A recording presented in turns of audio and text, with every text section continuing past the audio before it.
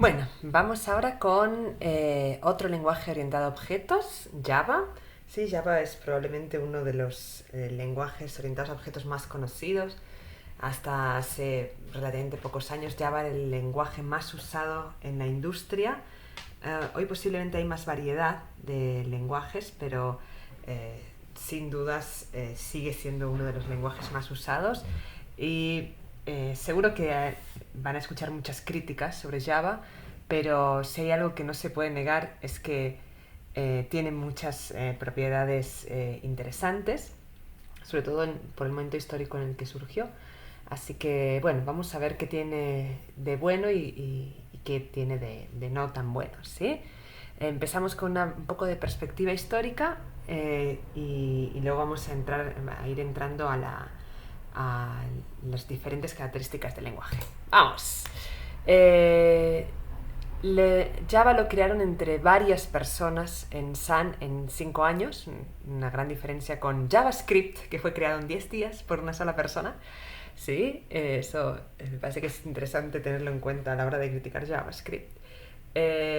Sí, se basaba en un lenguaje que estaba pensado para una cosa que en Sun se llamaba la set-top box, ¿no? Que era como una computadorcita chiquita que usaba la tele como pantalla, ¿sí? ¿Recuerdan esas teles así viejas con tubo? Bueno, hubo una época de la computación en que los fabricantes de computadoras dijeron, ¿por qué no usar los televisores que ya están en las casas de familia como pantalla para abaratar los costos de las computadoras, ¿sí?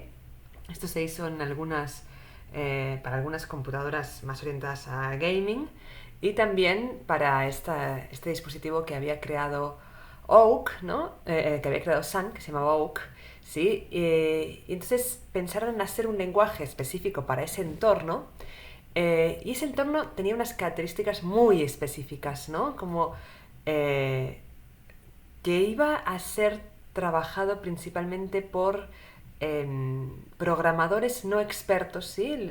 Se estaba pensando en que a través de Oak se podía llegar a muchos programadores que, como veníamos diciendo, el perfil de programador secundario completo, ¿sí? No una persona que se ha entrenado como programador a lo largo de bastante tiempo, sino más bien personas que son programadores un poco aficionados, ¿sí?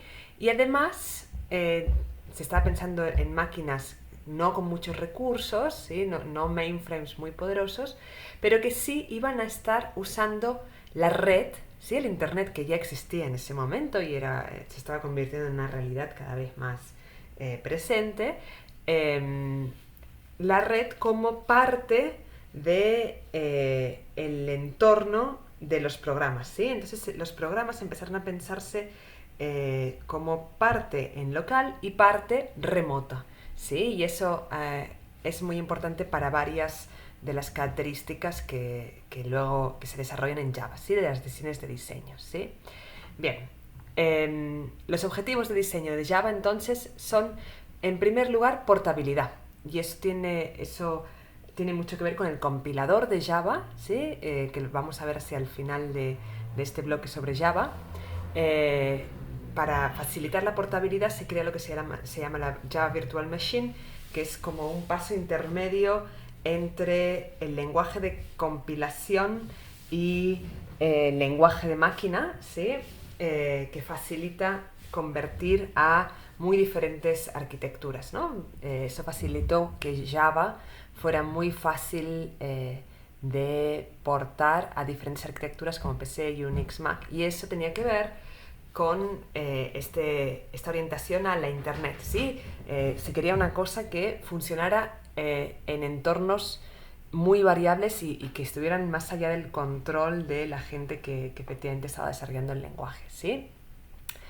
Luego también se buscaba confiabilidad, ¿sí? Se buscaba que no fuera un lenguaje brittle. Brittle quiere decir que como que se quiebra con facilidad, no en el sentido de frágil, sino en el sentido de quebradizo, ¿sí?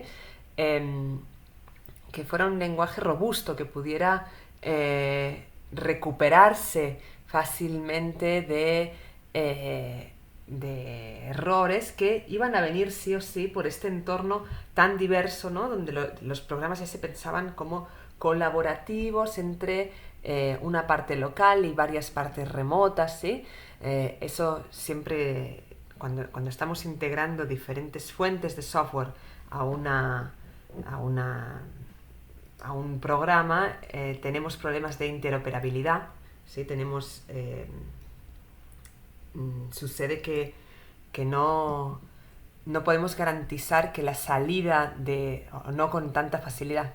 Sí, es difícil garantizar que la salida de un módulo va a acomodar bien a la entrada de otro, ¿sí? Se hace todo lo posible para que esto se garantice, pero el hecho es que no se puede garantizar fácil, y entonces lo que termina sucediendo es que hay errores. Bueno, en Java se trató de que el lenguaje proviera mecanismos para tratar de forma robusta estos errores, ¿sí? En lo que terminó resultando esto, además de una cierta flexibilidad mayor que la de C++, es en un gran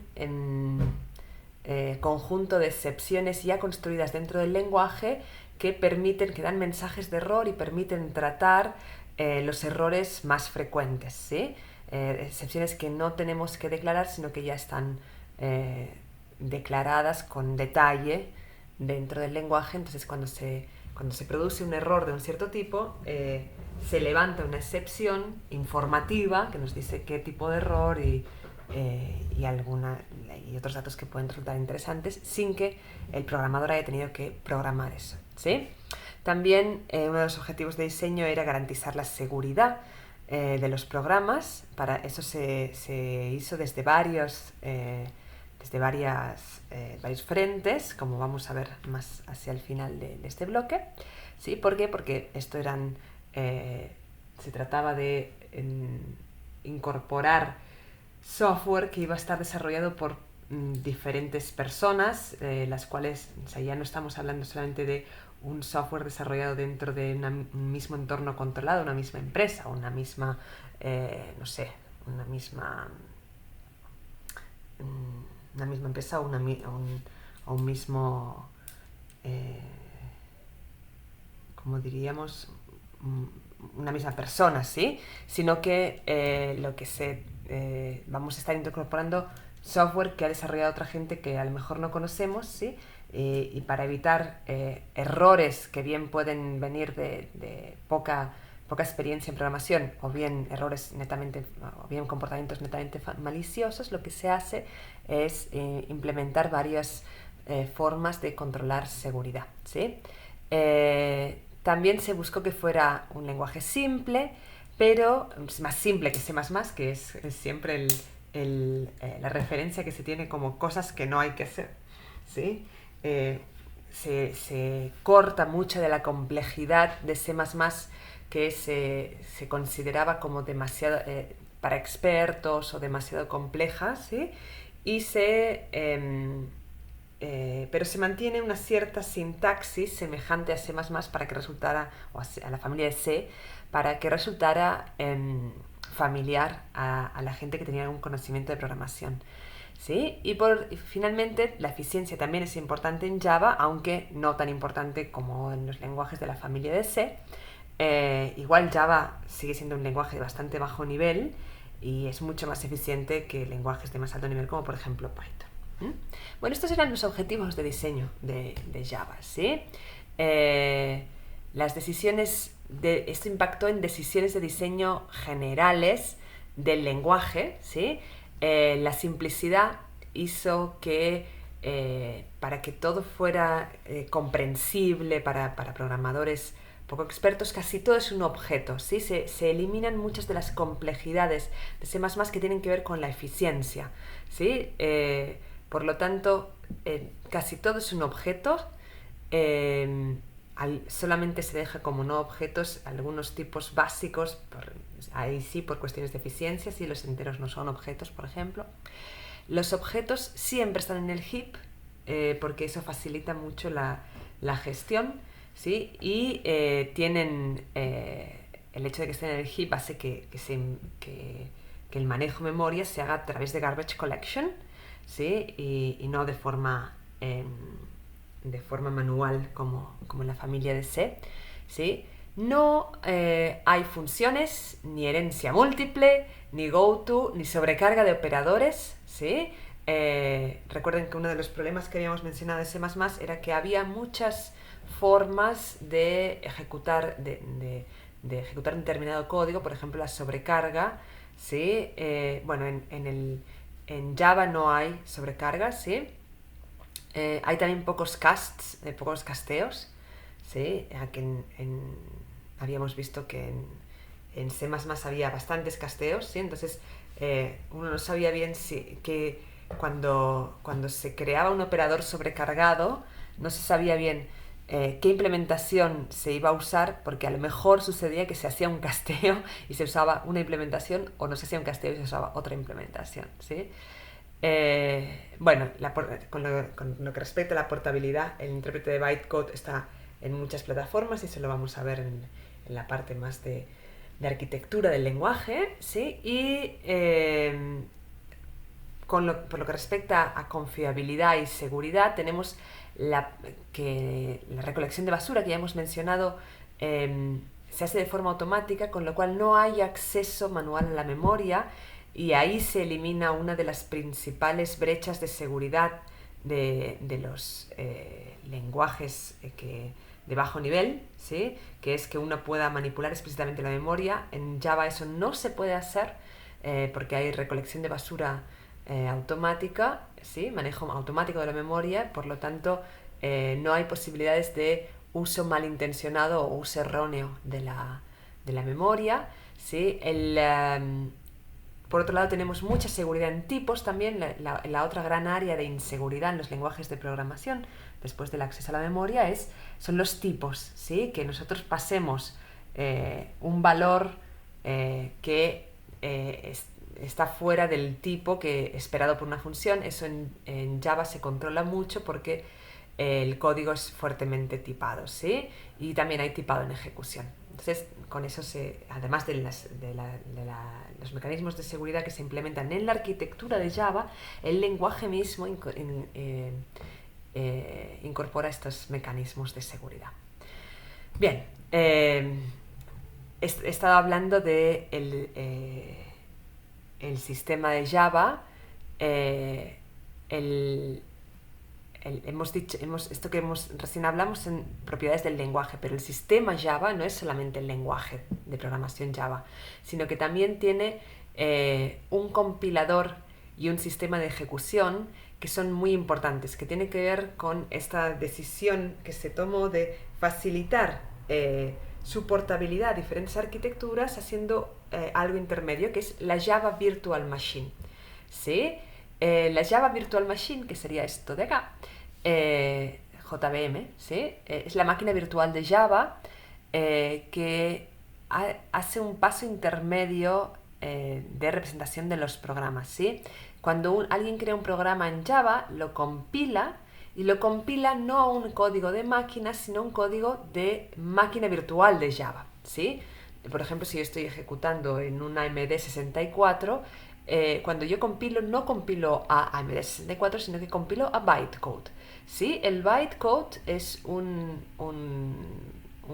lenguaje intermedio, muy cercano a ensamblador, pero independiente de arquitectura, ¿sí? Ese código compilado se puede trasladar por donde sea, por la red, lo que sea, y se llega a una máquina con arquitectura, la que sea, que ejecuta la Java Virtual Machine, ¿sí? Y la Java Virtual Machine va a ser la que va a ejecutar este código compilado. La Java Virtual Machine ejecuta código en bytecode. El bytecode es este lenguaje parecido a ensamblador, pero es como el ensamblador de la Java Virtual Machine. Y luego la Java Virtual Machine se encarga de convertir ese bytecode a el lenguaje de la máquina específica, el lenguaje ensamblador de la máquina específica en la que esté la Java Virtual Machine. Como el bytecode es de muy bajo nivel, los compiladores que traducen de bytecode a las diferentes arquitecturas son muy simples, porque bytecode es muy parecido al ensamblador de las diferentes arquitecturas, ¿sí? Bueno, esto lo vamos a desarrollar un poquito más adelante, ¿sí? Hacia el final de este bloque, pero sepan que este proceso permite que haya muchas comprobaciones de seguridad antes y durante la ejecución, ¿sí? Y una tercera parte muy importante del sistema, del environment de Java, ¿sí? Son las librerías, ¿sí? La Standard Template Library de C++, hubo un antes y un después de la Standard Template Library de C++, porque se vio que el hecho de que un lenguaje tuviera una librería grande, que conocieran todos los usuarios y que estuviera disponible para todos, hacía una gran diferencia en que muchos programadores y muchas empresas adoptaran el lenguaje, ¿sí? Porque facilitaba mucho el tiempo de desarrollo, la seguridad de desarrollo, ¿no? Porque si usas algo de la librería, vos tenés la seguridad una cierta seguridad de que va a estar bien implementado, va a tener pocos bugs, ¿no? Así que en Java se dedicó mucho tiempo y mucho esfuerzo a desarrollar también una librería, que aquí llamamos biblioteca, grande, que facilita mucho poder adoptar Java para proyectos nuevos, porque uno sabe que va a encontrar ya programadas las utilidades más básicas para cualquier proyecto de programación. ¿Bien? Bueno, ahora que hemos visto el contexto de Java, su historia, sus objetivos de diseño, características del lenguaje y características del sistema de Java en sí, vamos a entrar a ver estos contenidos específicos sobre Java. Primero vamos a hablar un poco sobre los objetos en Java y el sistema de tipos y los genéricos, y luego vamos a hablar un poquito más de la seguridad en el lenguaje y en el entorno y cómo es la arquitectura de la máquina virtual, incluyendo el bytecode, ¿sí? Esto lo vamos a seguir en otro videito.